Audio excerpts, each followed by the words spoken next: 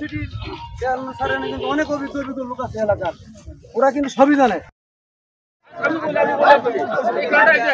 আমরা ওই পাশে একটা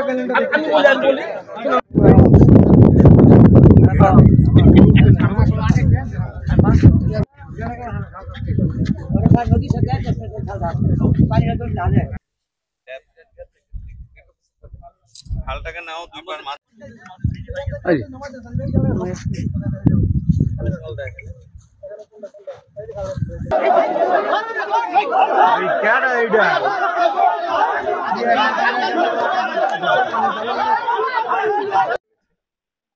ওনাদের হচ্ছে যে এই খালগুলো ব্লক করার কারণেই মূলত হচ্ছে বৃষ্টির পানিগুলো নির্গম হতে পারে না, বা নদীর সাথে যে চ্যানেলটা সেটা ব্লক হয়ে আছে।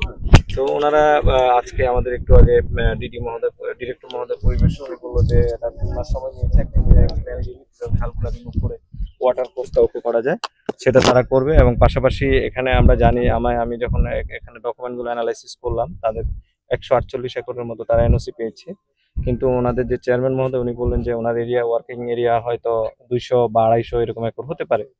তো দেখা যাচ্ছে যে কিছু অতিরিক্ত আছে, তো উনি বললেন যে উনি এটা অনুমোদন নেবেন। তো এটা এখন পর্যন্ত আমি বলতে পারি যে এটা অনুমোদন নেওয়া হয় নাই বাকি অংশটার, সেটা আমি বলবো যে আইন বহির্ভূতভাবে কাজটা চলমান। সেই কাজটা উনি আপাতত হাল্ট রাখার জন্য, উনি স্থগিত রাখার জন্য উনি একটা সিদ্ধান্ত আমরা এখান থেকে সবাই মিলে দিয়েছি, উনিও সেটা মেনে নিয়েছেন।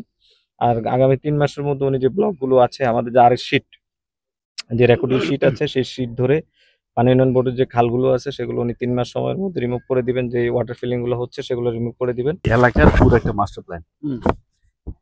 তো এই প্ল্যানটা করছে আপনার জায়গা ফাইন্যান্স করছে। এখন এই ব্লু দেখছেন এটা হইল খালগুলা, মেজর খালগুলা, আর এটার এরিয়া হলো এরকম।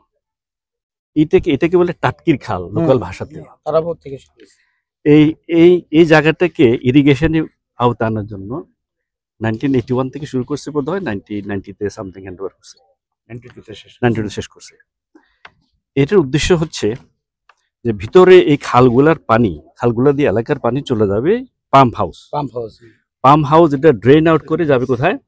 শীতলক্ষা নদীতে। এখানে 4টা পাম্প হাউস আছে, একটাও সচল নাই, শুধু একটা সচল আছে এখন। বাকি আমি গেলাম ওখানে, এটাকে বলে বানিয়ে দিই।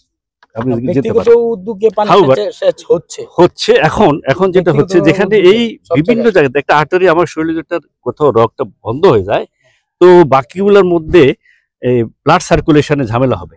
এক্স্যাক্টলি এটাই হইতেছে, বিভিন্ন জায়গাতে ব্লক হয়ে যাওয়াতে পাম্প পর্যন্ত পানি যেতে পারতেছে না, সেজন্য এই সকল ব্লকেজ। যাই হোক, এখন পানি উন্নয়ন পরিবেশ ডিডি স্যার আসলেন, আরো অনেকে আসলেন। ওনারা যে প্রেসক্রিপশন আমাকে দিয়েছে সেটা হচ্ছে আমার এলাকাটা 3 মাসের মধ্যে যে খালগুলো আছে সেগুলোকে সচল করে দেওয়া। সেটা আমি ওনার সাথে কমিটেড, আমি 3 মাসের মধ্যে সেগুলো সচল করে দেব। তবে আপনাদের সাংবাদিক ভাই, এতে কিন্তু সমস্যার সমাধান হবে না। সমাধান করতে হলে বাকি যারা আছে বিভিন্ন এলাকাতে এই সবখানে এটা করতে হবে। স্পেশালি এশিয়ান হাইওয়ের সাথে যে খালটা ছিল সেই খালটার এখন কোনো অস্তিত্ব নাই, ওইটার মধ্যে রাস্তা হয়ে গেছে। এবং ওইটার সাবস্টিটিউট যদি কিছু বাইর করে না হয় আর এই পানিগুলা পাম্প হাউস যাওয়া পর্যন্ত ব্যবস্থা না নেওয়া হয়, আমারটা করতে পারবো ফাইন, কিন্তু জনগণ সম্পূর্ণ সুফল পাবে না।